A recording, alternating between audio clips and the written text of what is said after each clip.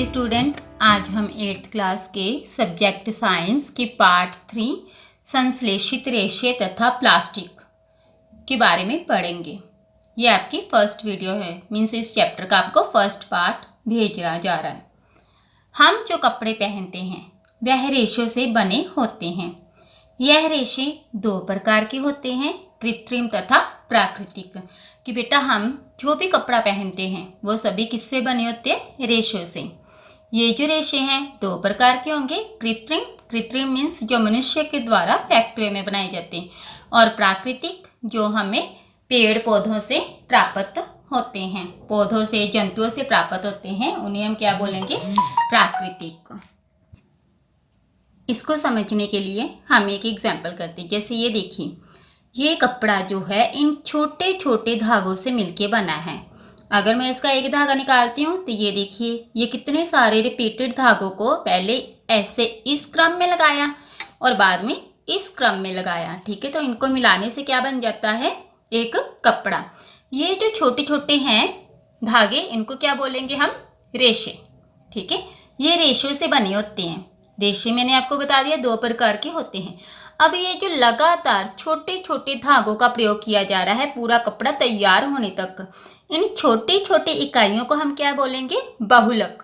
इन्हें पॉलीमर भी कहते हैं। आगे आ गया प्राकृतिक रेशे। वे रेशे जो हमें पौधों तथा जंतुओं से प्राप्त होते हैं उन्हें क्या बोलेंगे? प्राकृतिक रेशे। जैसे कपास, पटसन, ऊन एवं रेशम। ऊन तथा रेशम हमें कहाँ से प्राप्त होता है? जंतुओं से। कपास तथा पटसन कहाँ से प्राप्त होता है? पौधों से प्राप्त होता है। आगे देखिए कृत्रिम रेशे। मैंने पहले भी बताया कि जो मनुष्य के द्वारा तैयार किए जाते हैं उसे कृत्रिम रेशे तथा मानव निर्मित रेशे कहते हैं। जैसे नायलॉन, पॉलिएस्टर, टेरिकॉट आदि। बहुलक रेशे छोटी छोटी इकाइयों से मिलकर बने होते हैं। मैंने अभी आपको एग्जाम्पल लेके बताई थी, इसे बहुलक कहते हैं। इसका अर्थ है कि बहुत ज़्यादा छोटी छोटी इकाइयों का मिलना, जैसे मोती की माला। इसे पॉलीमर भी कहते हैं।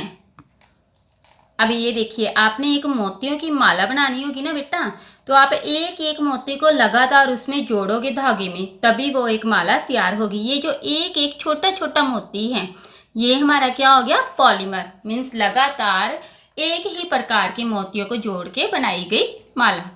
इसमें क्या है? क्लिप्स लगाई हैं, जैसे हम का जो कपड़े वाली क्लिप्स होती हैं उनको लगा के मैंने लगातार क्या बना दी? एक चेन।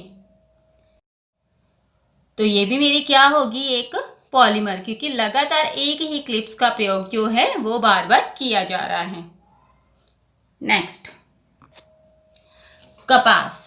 कपास एक प्राकृतिक बहुलक है जो सेलुलोज से बना होता है। सेलुलोज में क्या होगा? ग्लूकोज की इकाइयों को मिलाने से बनता है। इसमें ग्लूकोज की काफ़ी सारी इकाइयाँ मिलाई जाती, तो क्या बनेगा? सेलुलोज। तो सेलुलोज क्या हो गया? हमारा बहुलक। संश्लेषित रेशों के प्रकार। अब जो संश्लेषित रेशे हैं इनके प्रकार, सबसे पहले आ गया रेयॉन। यह एक प्रकार का कृत्रिम रेशा है, मीन्स मानव निर्मित, मनुष्य के द्वारा बनाया गया, जिसे काष्ठ लुगदी के रासायनिक उपचार से प्राप्त किया जा सकता है। काष्ठ लुगदी जो है वो हमें वृक्षों से प्राप्त होती है। ठीक है, इसे कृत्रिम सिल्क भी कहते हैं, मीन्स इसे हम बनावटी सिल्क भी कहेंगे। यह शुद्ध सिल्क से सस्ता होता है। जो बच्चे आप प्योर सिल्क का कपड़ा लोगे ना वो काफ़ी महंगा होगा। इसे वो बहुत ज़्यादा महंगा होता है प्योर सिल्क का, और इसमें सिलवटें भी ज़्यादा बढ़ जाती हैं, और उस कपड़े को, ठीक है, कीड़े वगैरह के टुक लगाने का डर रहता है। इसलिए ये जो रेयॉन है लगता है ये सिल्क की तरह है, लेकिन ये प्योर सिल्क, परंतु यह प्योर सिल्क नहीं होता। इसे कई प्रकार के रंगों से रंगा जाता है। जब इसे कपास के साथ मिलाया जाता है तो इसकी चादरें, जो कि हम बेड पे बिछाते हैं, वो बनती हैं, और जब हम इसे ऊन के साथ मिलाते हैं तो इसके गलीचे बनाए जाते हैं।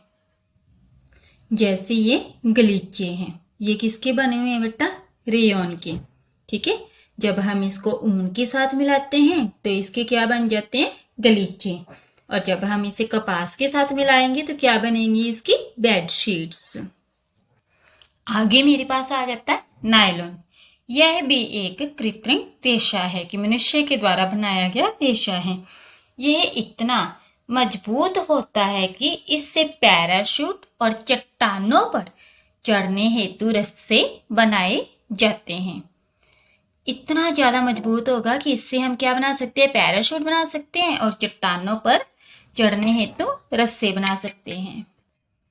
इसका निर्माण मीन्स ये बना कैसे है, कोयला, जल और वायु के साथ किया जाता है। यह मजबूत, लचकदार और हल्का होता है। यह धोने में आसान होता है। इससे क्या क्या बनाई जाएंगी, जुराबे, टूथब्रश आदि बनाए जाते हैं। जैसे ये देखिए, ये सॉक्स हैं, ये रस्सी है, ठीक है, ये कर्टन्स हैं, कर्टन्स लचकदार, ठीक है, और साथ में ये क्या है, टूथब्रश। ये सारे किससे बनाए जाते हैं, अपने नायलॉन से। नेक्स्ट आ गया पॉलिएस्टर तथा एक्रिलिक। पॉलिएस्टर एक अन्य प्रकार का संश्लेषित रेशा है। इसका प्रयोग वस्त्र निर्माण में किया जाता है, मीन्स कपड़ा बनाने में किया जाता है। इस रेशे के बने कपड़ों को सिलवटे, ठीक है, सिलवटे होते हैं, जैसे हम कपड़ा पहनने से पहले उसे प्रेस करते हैं। क्यों करते हैं, क्योंकि इसमें काफी ज्यादा सिलवटें पड़ जाती हैं। लेकिन इस प्रकार के कपड़े में सिलवटें नहीं पड़ती। टेरिलिन इसका मुख्य उदाहरण है। इसका प्रयोग शाल और स्वेटर बनाने में भी किया जाता है। अब ये क्या है, पॉली एस्टर मीन्स बहुत सारे एस्टर ग्रुप को मिलाकर बनाया गया। यह है एस्टर के छोटे छोटे कणों से मिलकर बनता है। इसके द्वारा पॉलीकॉट, पॉलीकॉट देखिए किससे बना होगा, पॉलीकॉट किससे बना होगा, पॉलिएस्टर तथा कपास से। और पॉलीवूल ये किससे बना होगा, पॉलिएस्टर तथा ऊन से। नेक्स्ट आ गया एक्रिलिक। यह है अन्य प्रकार का संश्लेषित रेशा है जो ऊन के जैसे दिखाई देता है, परंतु यह कृत्रिम ऊन होती है। मीन्स ये भेड़ों के ऊपर से उतारी हुई ऊन नहीं होती बेटा, ये मनुष्य के द्वारा बनाई गई ऊन होती है। यह ज्यादा समय तक चलने वाले होते हैं। हमें सिंथेटिक कपड़े पहनकर रसोई में नहीं जाना चाहिए। क्यों, क्योंकि जब इन कपड़ों को आग लगती है तो ये कपड़े जो होते हैं शरीर के साथ चिपक जाते हैं, इसलिए इन कपड़ों को पहनकर किचन में नहीं जाना चाहिए। नेक्स्ट आ गया मेरे पास संश्लेषित रेशों के गुण। ये शीघ्र सूखते हैं, इनमें अधिक सिलवटें नहीं पड़ती। ये जल्दी सूख जाते हैं, इनमें ज्यादा सिलवटें नहीं पड़ती। ये कम महंगे होते हैं, ये आसानी से उपलब्ध मीन्स हमें आसानी से मिल जाते हैं। ये सस्ते होते हैं, ये रख रखाव में सुविधाजनक होते हैं। आगे कुछ क्वेश्चन दिए गए हैं जो आप घर से करके आओगे और मेरे नंबर पे सेंड कर दोगे। फर्स्ट क्वेश्चन है प्राकृतिक तथा कृत्रिम रेशों में अंतर बताएं। सेकंड है बहुलक की परिभाषा दें।